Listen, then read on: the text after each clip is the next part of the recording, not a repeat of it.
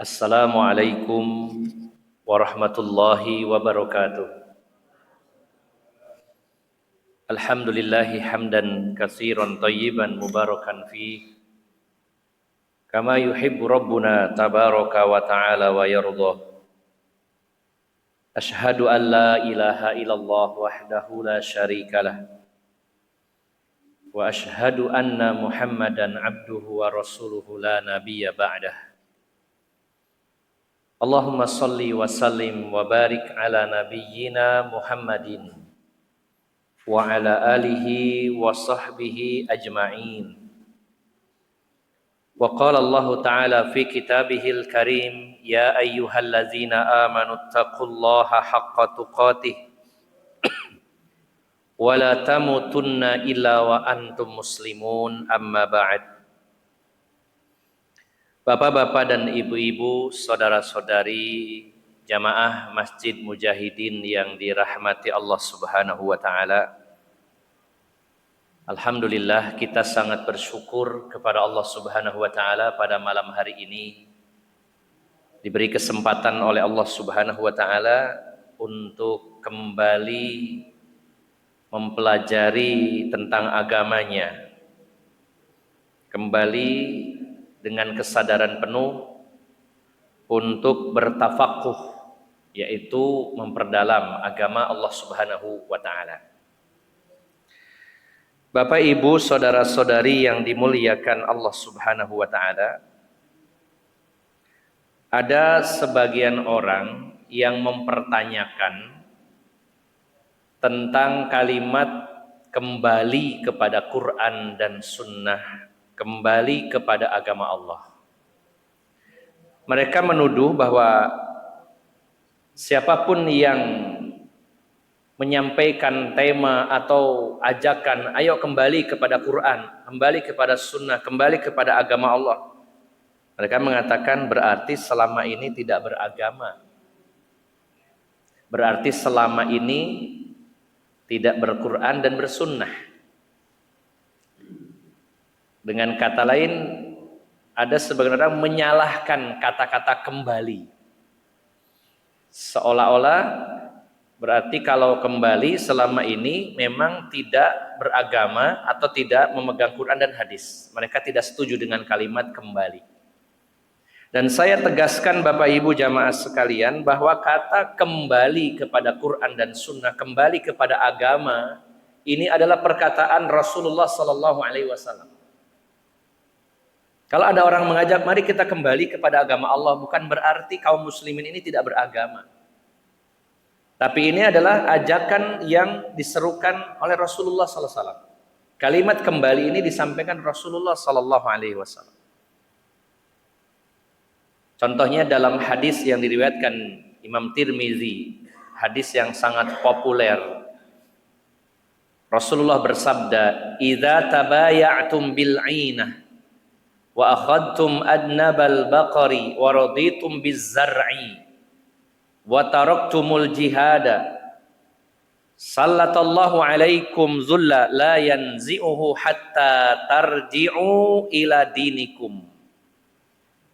Kalau kalian sudah bertransaksi dengan sistem inah, sistem ribawi yang terselubung, sistem ribawi yang dimanipulasi sehingga terkesan syar'i.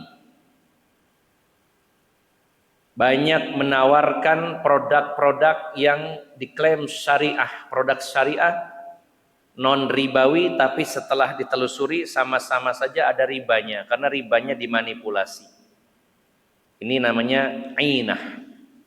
Kalau kalian sudah bertransaksi dengan sistem ainah, kalian ambil ekor sapi, kalian ridho dengan perkebunan. Bukan berarti yang suka beternak itu salah.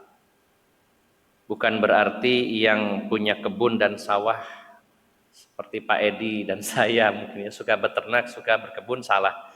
Yang dimaksud dengan hadis itu adalah ketika seseorang hubbud dunya, sibuk dengan urusan perkebunan, peternakan, kemudian transaksinya tidak peduli halal haram, ada ribanya di situ, tidak masalah. Dia tenggelam dalam urusan dunia, lupa dengan Allah, lupa dengan mengingat Allah. Dia sangat mencintai hal itu semua. Hadis itu sedang merinci hadis tentang wahan, hubbud dunia, yaitu hubbud dunia wa karahiyatul maut. Sistem ina, sibuk dengan peternakan, sibuk dengan perkebunan, ini adalah ketika mereka hubbud dunia. Wa taraktumul jihad, dan mereka meninggalkan jihad adalah karahiyatul maut, karena takut kematian. Nah, kata Rasulullah, kalau umat Islam itu seperti itu, mereka sudah hubbud dunya wa karahiyatul maut, kata Rasulullah, Allah akan menimpakan kehinaan, keterpurukan, keterbelakangan, dan kekalahan kepada kaum muslimin. Dan hal tersebut akan terus berlangsung, tidak akan pernah Allah angkat, tidak pernah Allah akan cabut, hatta tarji'u ila dinikum, sampai kalian kembali kepada agama kalian. Kalian yang dimaksud di sini apakah sudah kafir orangnya? Yang dimaksud, ya, yang dimaksud dalam hadis ini kalian adalah khitabnya, objek yang dibicarakan adalah kaum muslimin, orang yang beragama Islam. Sampai kalian, wahai kaum muslimin, kembali kepada agama kalian. Bukan berarti mereka tidak beragama, bukan berarti mereka tidak berpegang pada Quran hadis, tapi mayoritas dan kebanyakan kaum muslimin jauh dari agamanya. Jadi ajakan kembali kepada agama tidak ada yang salah, karena yang pertama itu sesuai sabda Rasulullah, yang kedua faktanya banyak walaupun mengaku muslim yang jauh dari agama, harus ajak kembali.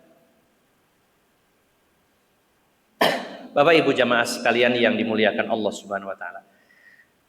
Memang kita tidak punya data secara angka berapa jumlah kaum muslimin ini yang paham sama yang tidak. Tapi bisa dikira-kira, diancer-ancer. Bapak Ibu, saya ingin bertanya, di tengah-tengah kaum muslimin ini, kita ini kaum muslimin, perkiraan orang yang agamis dengan yang tidak agamis. Maksudnya agamis itu ya rajin beribadah, ya mau belajar, aktif dalam kegiatan keagamaan. Yang agamis dengan yang tidak agamis hari ini lebih banyak mana? Yang ke masjid sama ke konser musik banyak mana kira-kira? Kalaupun seandainya katakanlah 50%, ini sebenarnya terlalu besar. Yang tidak agamis 50%, bahkan bisa lebih sebenarnya. Seandainya yang agamis 50, yang tidak agamis walaupun muslim sama-sama 50%. Nah, yang agamis sendiri memang aktif ibadah, mau belajar, tapi pertanyaannya berapa persen yang berpijak di atas kebenaran, yang berdasarkan dalil, yang beragamanya dengan Al-Quran dan hadis? Lebih banyak mana Pak? Walaupun sama-sama agamisnya ini. Berapa banyak yang masuk aliran sesat? Dia agamis orangnya, semangat. Ngajinya siang malam bahkan. Bahkan kalau kita membaca kesaksian Abdullah bin Abbas ketika berdebat dengan orang-orang Khawarij di Haruro. Kata Ibnu Abbas, mereka adalah kaum yang mana wajah-wajah mereka pucat karena banyaknya puasa dan qiyamul lail. Bahkan Rasulullah sendiri mengatakan, kalian memandang remeh sholat dan puasa kalian. Kalian di sini adalah para sahabat yang ibadahnya hebat. Sampai Rasulullah mengatakan, kalian saja para sahabat memandang remeh sholat dan puasa kalian jika dibandingkan sama mereka. Orangnya agamis. Bahkan dikit-dikit dalil juga, tapi banyak kesalahan fatal dalam masalah akidahnya. Mereka membuat perkara-perkara baru dalam masalah akidah, terutama akidah yang menonjolnya akidah takfiri, takfir, mengkafirkan muslim yang lain. Nah, kalau 50% tidak agamis, yang 50% agamis, dari yang 50% agamis pun tidak semuanya benar-benar berpijak pada agama yang dulu dicontohkan Rasulullah SAW. Berapa banyak yang ikut aliran-aliran menyimpang, yang ikut Khawarij, yang ikut Syiah, yang ikut Murji'ah, yang macam-macam. Mereka adalah orang-orang yang agamis secara dohirnya. Nah, jadi Bapak Ibu, yang awamnya banyak, yang agamisnya juga belum tentu di atas kebenaran, yang di atas kebenaran mungkin jumlahnya sedikit sesuai sabda Rasulullah sebagai al-ghuraba, orang yang asing, maka ini semakin menguatkan kata-kata ayo kembali kepada agama, karena mayoritas mereka jauh dari agama. Sebenarnya hal ini walaupun kita cek di sosial media, di dunia maya saja kelihatan. Ada sebuah postingan, kita bisa mengukur, walaupun ini tidak berupa angka-angka, tapi itu sudah mewakili. Dari 1000 komen, berapa yang komennya agamis dan benar, berapa yang pemahamannya salah. Luar biasa. Nah, inilah Bapak Ibu yang menggerakkan hati kita. Pertama, mengawali dengan diri kita kembali kepada agama Allah. Kemudian mengajak orang, ayo kembali kepada agama Allah. Bagaimana cara kembali itu? Yang pertama dan paling utama adalah mempelajarinya. Kembali mempelajari agama ini. Jadi tugas kita berat Bapak Ibu, mentasfiyah wa tarbiyah, membersihkan segala unsur yang bukan dari Islam, diisi dengan Islam yang benar. 2 kali Pak. Ibaratnya kalau botol ini kotor, airnya kotor, ingin diisi yang bening, pertama harus dikeluarin dulu yang kotornya, dibersihkan, sampai baru diisi yang bersih. Dalam masalah akidah, banyak kekotoran di sana harus dibersihkan. Dalam masalah ibadah, banyak ibadah-ibadah yang bukan dari ajaran Rasulullah, bersihkan. Muamalah, banyak unsur haramnya, ribanya, gorornya, maisirnya. Dalam masalah akhlak, ada banyak akhlak-akhlak yang buruk, bersihkan, baru diisi dengan yang benar. Nah, ini yang namanya kembali kepada agama itu, pertama dengan mempelajari, memahami dengan pemahaman yang benar, lalu mengamalkannya, lalu mendakwakannya. Berjuang di sini Bapak Ibu. Dan ini membutuhkan keterlibatan dan kontribusi saya dan panjenengan semuanya. Berjuang sesuai potensi, sesuai kemampuan masing-masing. Malam hari ini adalah bentuk perjuangan kita dengan berkumpul di dalam majelis ilmu, bersama-sama belajar, dan ini adalah langkah utama dan pertama dalam kembali kepada agama Allah. Tema pada malam hari ini yaitu husnuzon yang keliru. Apakah ada husnuzon yang keliru? Padahal dari sisi istilah saja, husnu artinya baik, zon sangkaan, dugaan, berprasangka baik. Padahal yang kita pahami yang buruk itu kalau su'uzzon, berburuk sangka, dan husnuzon adalah baik. Lalu apa yang dimaksud buruk sangka yang keliru? Nah, akan kita bahas Bapak Ibu. Pembahasan ini difokuskan tentang kesalahan penempatan husnuzon kepada Allah. Kita tidak membahas husnuzon kepada manusia. Dan ini dampak dan efeknya sangat besar. Kesalahan dalam menempatkan husnuzon kepada Allah memiliki dampak yang besar dalam kehidupan seseorang. Saya mengutip yang paling utama dari referensinya dari kitab Ad-Da' wa Dawa, kitab yang ditulis oleh Imam Ibnul Qayyim Al-Jauziyah. Dan saya tambahkan dari referensi-referensi yang lainnya secara singkat karena memang keterbatasan waktu. Yang pertama Bapak Ibu jamaah sekalian, berbicara tentang sifat-sifat Allah, yang mana di sana terjadi juga banyak polemik, banyak terjadinya perbedaan-perbedaan yang sangat fatal, yang sangat signifikan di tengah kaum muslimin dalam memahami sifat-sifat Allah. Dan simpelnya Bapak Ibu, terkait dengan sifat-sifat Allah, sebenarnya mudah, menjadi rumit, sulit itu karena banyaknya para pemikir, para ahli filsafat yang mengotak-atik. Sebenarnya simpel.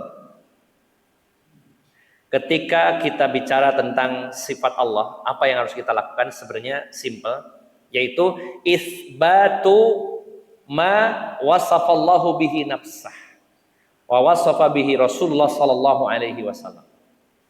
Kita ini cukup menetapkan sifat-sifat Allah yang telah Allah sifatkan untuk dirinya di dalam Al-Qur'an.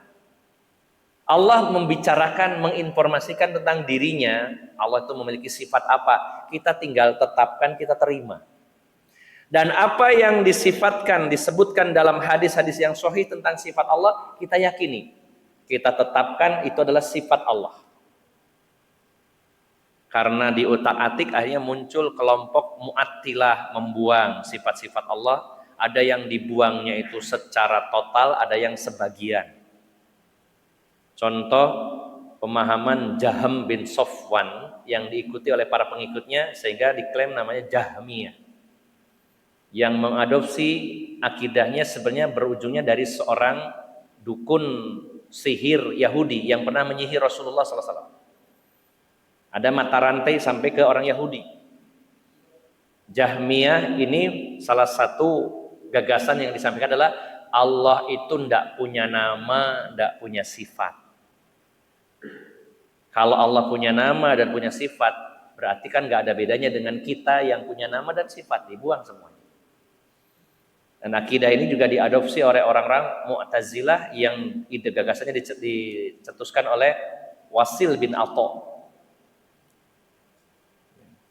Kemudian murid dari Wasil bin Atha ini salah satunya adalah yaitu Abu Hasan al-Ash'ari yang mencetuskan gagasan akidah Asy'ariyah. Kalau gurunya Wasil bin Atha itu menolak semua nama dan sifat, kalau Imam Abu Hasan al-Ash'ari menetapkan 20 atau 13. Yang lainnya ditakwil. Ini contoh saja sebagian perbedaan-perbedaan dalam masalah pemahaman nama dan sifat Allah. Saya tidak akan berpanjang lebar tentang perbedaan-perbedaan ini, karena kita akan fokus kepada kesalahan di antara manusia memahami sifat-sifat Allah. Nah, Bapak Ibu jamaah sekalian yang dimuliakan Allah Subhanahu wa taala. Sebelum saya jelaskan tentang husnudzon yang keliru kepada Allah itu seperti apa, supaya mudah saya klasifikasi dulu tentang sifat-sifat Allah. Ini namanya istiqra' atau bahasa ilmiahnya metode induktif. Kita klasifikasi dulu supaya mudah. Kita kelompokkan. Nah, sifat-sifat Allah kalau dikelompokkan itu ada 3.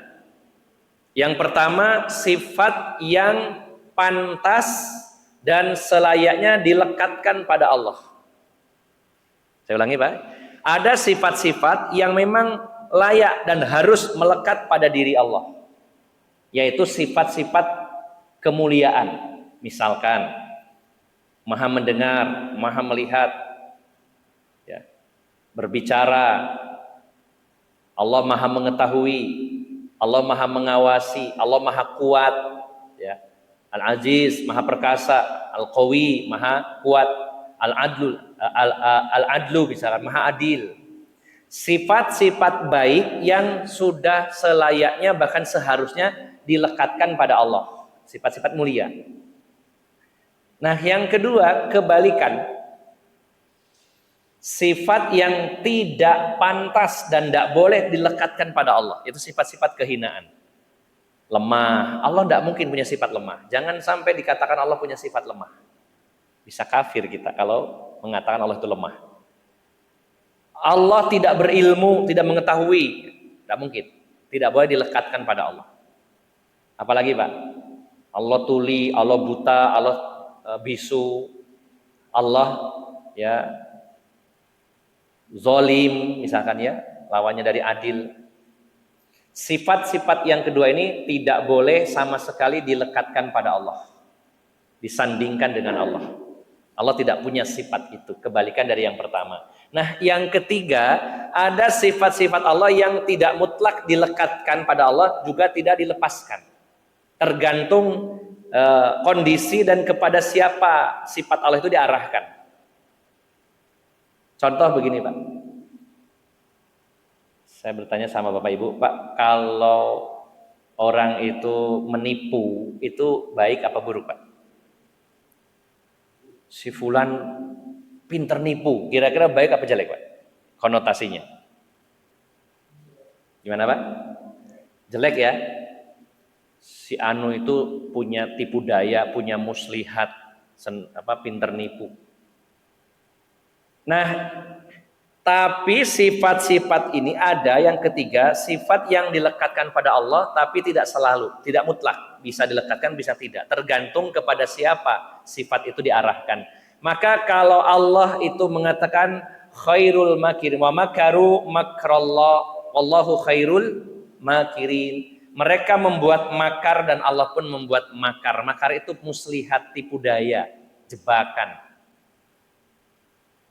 Muslihat itu atau makar itu adalah sama dengan sinonimnya al-kaid atau al-mihal dalam Al-Quran. Dan Allah disebutkan punya sifat khairul makirin, sebaik-baik pembuat muslihat, tipu daya.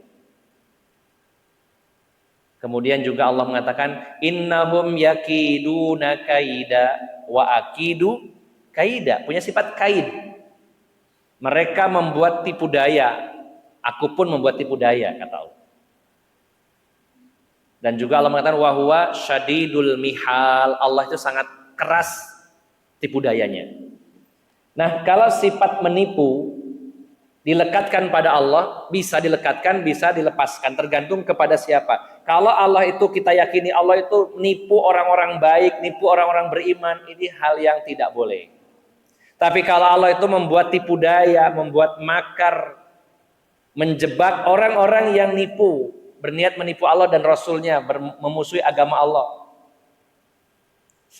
sebagaimana tipu dayanya Fir'aun, sebagaimana tipu dayanya kaum Nabi Soleh, ya, ketika mereka menyembelih unta Nabi Soleh, kaum Samud, ya.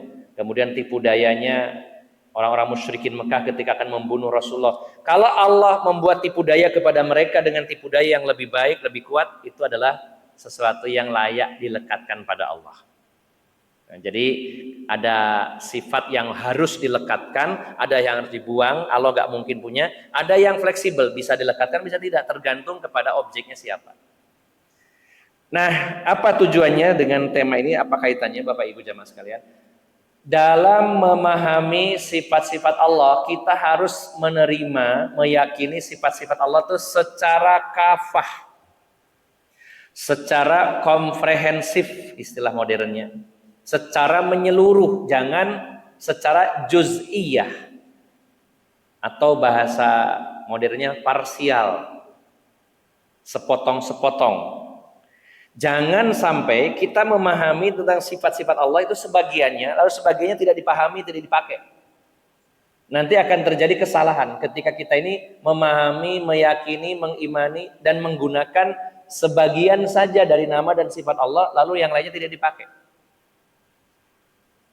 Nah, coba saya giring ke sana. Kemudian, Bapak Ibu jamaah sekalian, lalu apa kaitannya dengan orang yang husnuzon kepada Allah tapi keliru? Bapak Ibu jamaah sekalian, ada orang yang mengimani, mempercayai, meyakini bahwa Allah itu, dan ini juga kita sama punya keimanan ini, bahwa Allah itu maha pengasih, maha penyayang, maha pemaaf, rahmatnya luas, ridhonya sangat besar, cintanya Allah juga besar. Nah, ada orang yang memahami, menerima, dan kita pun menerima, tapi hanya sebagian itu saja. Sehingga dengan dia meyakini dan memahami, oh Allah itu kan maha pengasih, maha penyayang, maha pemaaf, toleransinya tinggi, maka dia berbaik sangka kepada Allah sedangkan perbuatannya bertentangan dengan yang Allah inginkan. Nah, ini kesalahan yang fatal. Saya kutip dari perkataan Imam Ibnu Qayyim dalam kitab ini. Wa qad tabayyana al-farqu baina husnudz dhanni wal gururi wa anna husnadz dhanni in hamila 'alal 'amali wal hassi 'alaihi wa saqala ilaihi fa huwa sahih wa in da'a ilal batalati wal inhimaki fil ma'asi fa huwa gurur Wa husnudzon huwa roja, faman kana roja'uhu hadiyan ila ta'ah wa jaziran lahu 'anil ma'siyah fahuwa rojaun sahih. Wa man kanat batalatuhu rojaun wa roja'uhu batala wa tafriton fahuwal maghrur. Kata beliau, ada orang yang menyangka dirinya memiliki persangkaan yang baik kepada Allah, padahal itu adalah gurur. Dia terpedaya, tertipu. Jadi beliau mengatakan sungguh ada perbedaan yang jelas antara husnudzon dengan gurur, dengan tertipu. Karena husnudzon itu, ini poinnya di sini, bahwasanya husnudzon kepada Allah itu jika menggiring pelakunya untuk beramal, bersemangat dalam beramal, dalam ibadah, maka itu husnuzon yang benar. Tapi kalau ada orang, dia mengatakan saya berbaik sangka kok kepada Allah, tapi dia maksiatnya terus, maka dia meyakini kalaupun saya maksiat, walaupun saya berdosa, tapi saya berbaik sangka kepada Allah, karena Allah itu kan maha pengasih, maha penyayang, pasti mengampuni saya, pasti memaafkan saya. Dan dia terus saja dengan dosa itu, dan dengan dibayang-bayangi husnuzonnya kepada Allah, tapi keliru. Karena kalau husnuzon itu yang benar, saya berbaik sangka kepada Allah, itu menggiring orangnya untuk berbuat baik, nurut sama Allah. Tapi kalau dia justru mengandalkan husnuzon untuk melegitimasi perbuatan dosa dan maksiatnya, sebenarnya dia sedang termasuk orang yang al-maghrur, orang yang terpedaya, tertipu. Nah, kemudian husnuzon yang benar itu istilah lainnya adalah roja, punya harapan, dan itu bukan harapan yang kosong. Ya. Nah, Bapak Ibu jamaah sekalian, lalu Imam Ibnu Qayyim memberi contoh. Kalau ada seseorang yang punya lahan tanah kosong, misalkan di sebelah masjid, tadi saya jalan-jalan ke sana ada beberapa tanah kosong ya, tidak ditanami ya. Ada yang ada greenhouse, ada yang ditanami pepaya. Nah, ada yang kosong. Di situ cuma rumput saja kosong. Kata Imam Ibnu Qayyim, walau anna rajulan kanat lahu ardun yu'ammiru an ya'uda alaihi min magliha ma yanfa'uhu fa ahmalaha walam yabzuruha walam yadurha walam yahrusha wa husnu dhannihi bi annahu ya'ti min magliha ma ya'ti man min harasa wa badar wa saqa wa ta'ahadal ardu li'iddatin nas min asfahis sufaha. Jadi kurang lebihnya begini. Ini sebuah analogi contoh. Ada lahan kosong, lahan pertanian kosong nih. Seseorang punya lahan itu 1 hektar. Dia tidak menggarap lahan itu sama sekali, dibiarkan.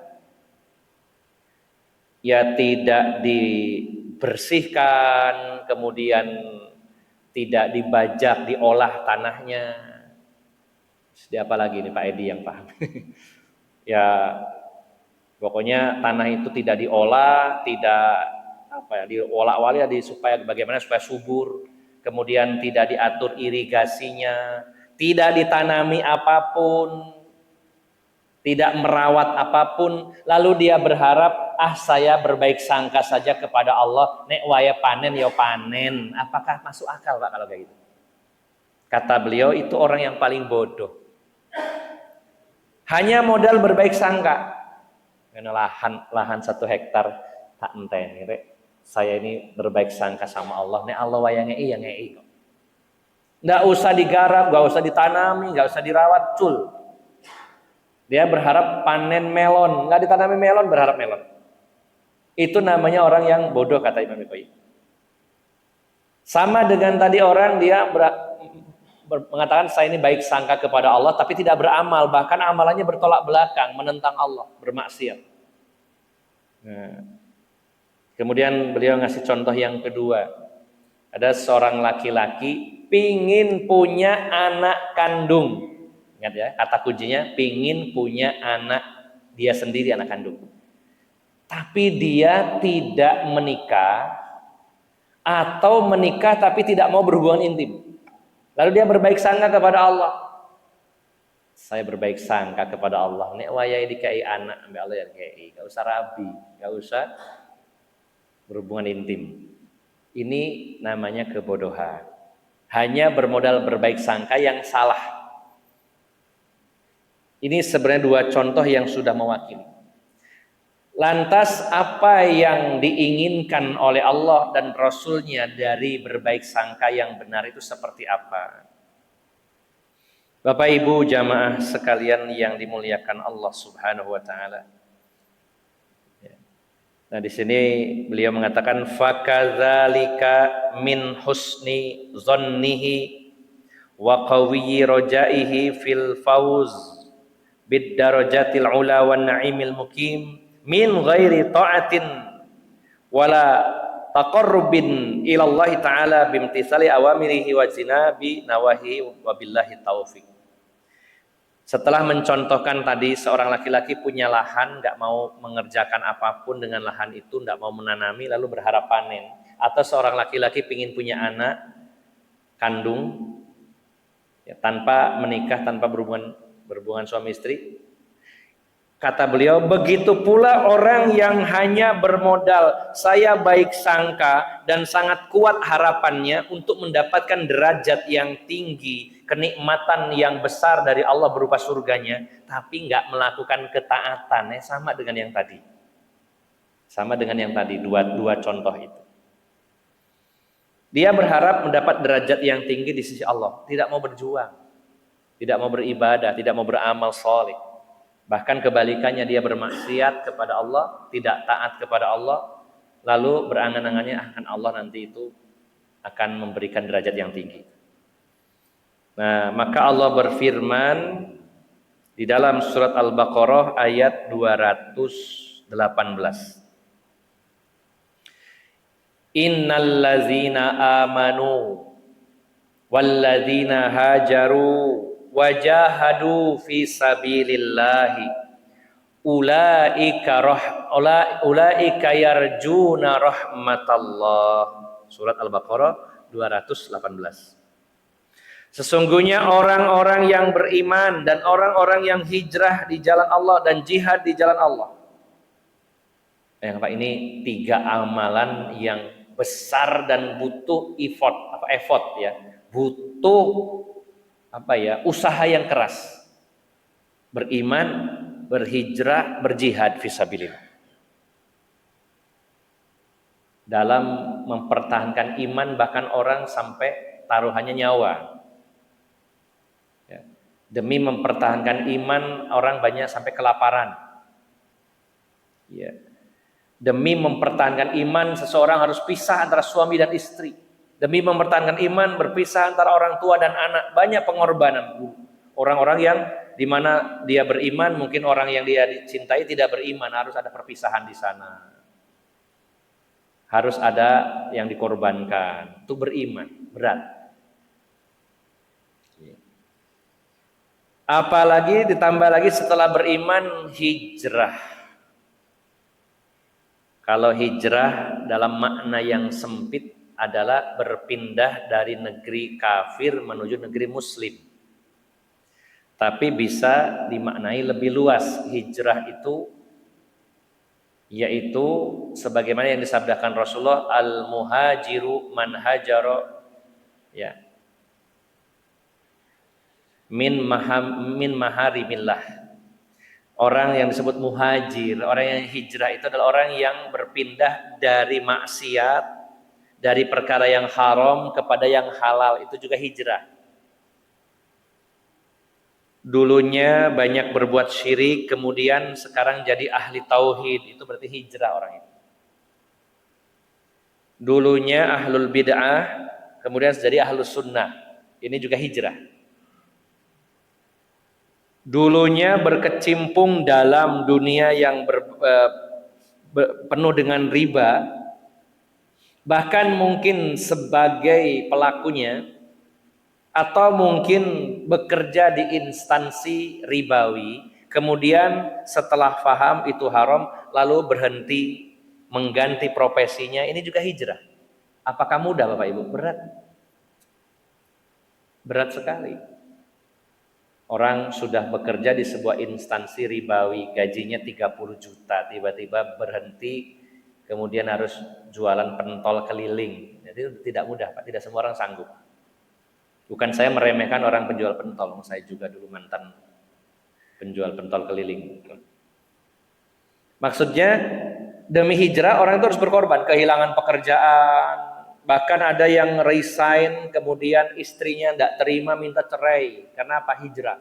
Sampai gue kerja enak-enak, gaji puluhan juta, punya posisi yang tinggi, tiba-tiba mengundurkan diri, alasannya hijrah. Wis gak iso aku mundur. Banyak yang seperti itu. Banyak yang diuji dengan ekonomi yang berat setelah hijrahnya dari meninggalkan riba, dari nol bahkan dari minus. Bahkan banyak yang diuji dengan sakit, usaha apa-apa gagal terus. Banyak seperti itu Pak. Demi hijrah. Luar biasa. Ya. Apalagi yang namanya jihad. Jihad fisabilillah. Barangkali di sini ada yang pernah ikut jihad dalam makna yang khusus al-qital, perang. Ada Pak yang pernah mungkin ke Ambon, ke Afghanistan dulu itu. Kan kita mayoritas hanya melihat, menonton dan menyimak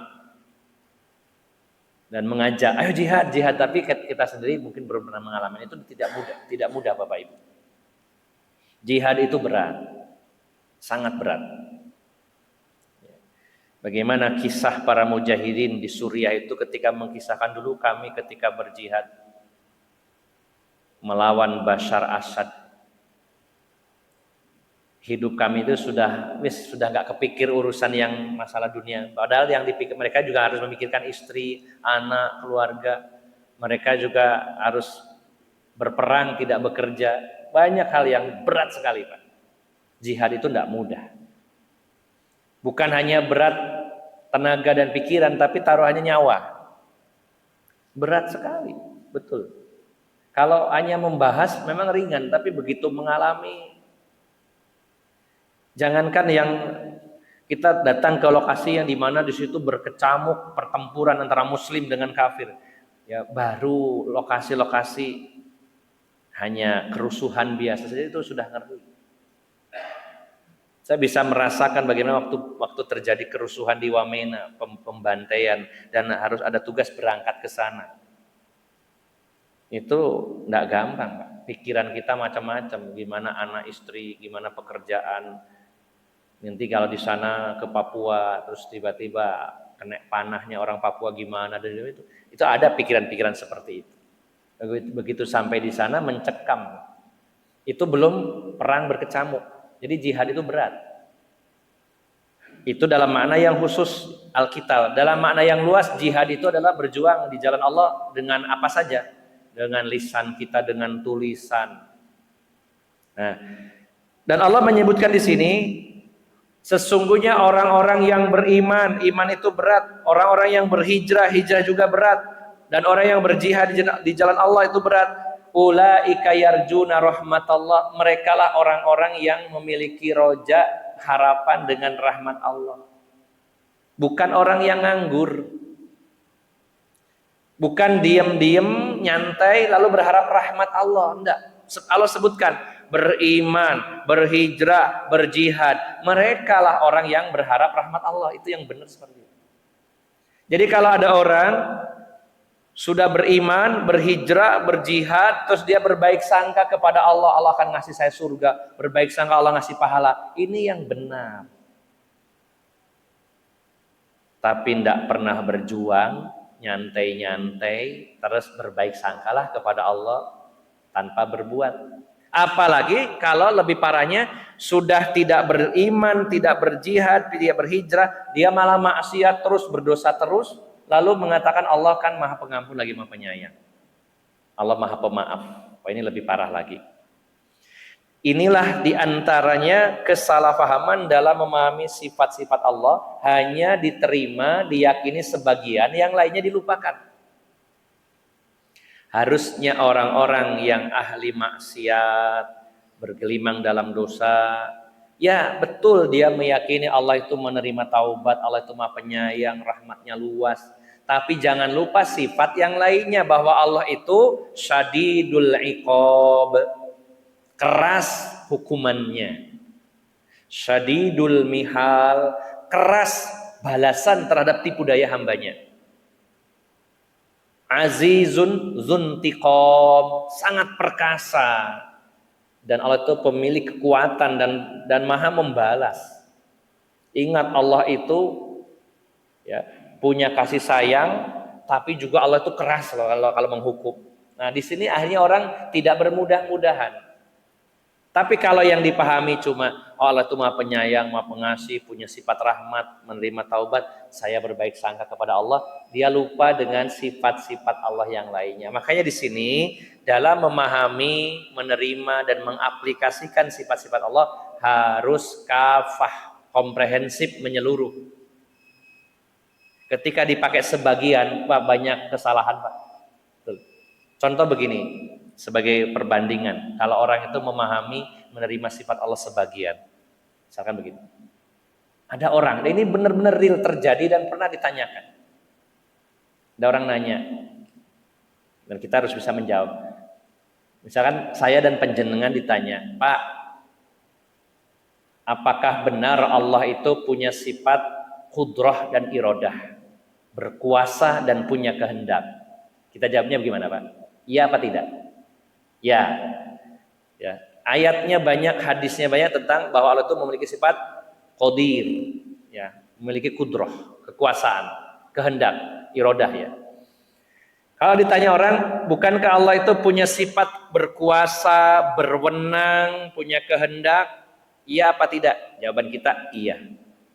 Apakah wewenang Allah itu terbatasi dengan hambanya? Jawabannya tidak. Wewenang Allah, kuasa Allah mutlak. Tidak ada yang bisa membatasi. Apakah wewenang Allah bisa digugat oleh hambanya? Tidak. Nah, sampai situ benar. Tapi endingnya apa? Kalau Allah itu berkuasa, berkehendak, nggak ada yang bisa menghalangi, nggak ada yang bisa menggugat, berarti boleh kalau Allah memasukkan orang beriman ke neraka dan orang kafir ke surga. Boleh apa tidak? Bisa apa tidak Allah melakukannya? Pertanyaannya. Kalau jawab nggak bisa, wah berarti kita nggak meyakini sifat kuasanya Allah. Nah, orang ini rupanya memahaminya betul, tapi sebagian. Ya, dia memahami bahwa Allah itu berkuasa, kekuasaannya tidak terbatas, Allah maha berwenang, nggak bisa digugat. Ya, berarti kalau ada orang baik beriman dimasukkan ke neraka boleh. Yang sebaliknya, yang kafir, yang ingkar kepada Allah masukkan surga, Allah punya kuasa. Iya. Nah, jangan lupa kita jawab bahwa Allah itu punya sifat yang lain, Mas, bukan hanya kudrat dan iradat, tapi punya sifat adil, punya sifat hikmah, bijaksana. Nah, kalau Allah itu memasukkan orang beriman, orang yang taat kepadanya ke neraka, dan orang yang ingkar menentangnya ke surga, lalu di mana keadilan Allah? Allah nggak adil. Nah, harus seimbang, harus dibarengi dengan pemahaman sifat yang lainnya. Yang pernah saya ceritakan lagi, ada orang bertanya, bukankah Allah itu bebas mau melakukan apapun? Saya ditanya begitu. Iya, betul, Allah bebas melakukan apapun. Berarti kalau Allah ngasih tahu tentang kapan terjadinya kiamat kepada seseorang, itu kan hak Allah. Iya.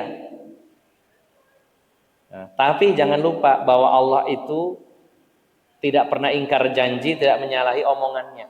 Allah sudah menegaskan bahwa yang tahu tentang kapan terjadi kiamat cuma Allah. Bahkan Rasulullah menegaskan, mal mas'ulu anha bi'a'lama minas sa'il. Malaikat Jibril dan juga Rasulullah tidak tahu kapan terjadi kiamat. Kalau Allah berhak, memang berhak ngasih tahu kepada siapapun, tapi Allah sudah mengatakan nggak ada yang saya kasih tahu. Allah nggak akan mengingkari omongannya.